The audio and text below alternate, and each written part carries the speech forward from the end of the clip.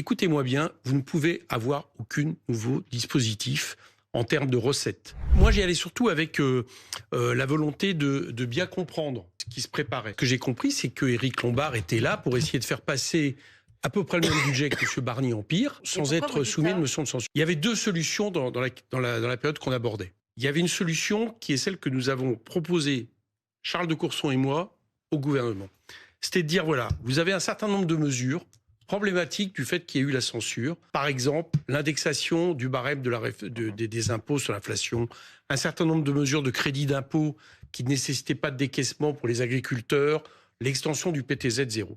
Tout ce qu'on lui a dit, voilà, ce que vous faites, c'est que vous passez ça tout de suite, ça vous allez pouvoir le passer parce que c'était unanime quasiment dans les deux chambres. C'était ce que vous aviez promis d'ailleurs avant la fin de l'année en disant donc, voilà, on prendra une loi spéciale pour et après, ça vous laisse le temps, puisque là, vous ne serez plus pris par le temps, notamment les problématiques de rétroactivité.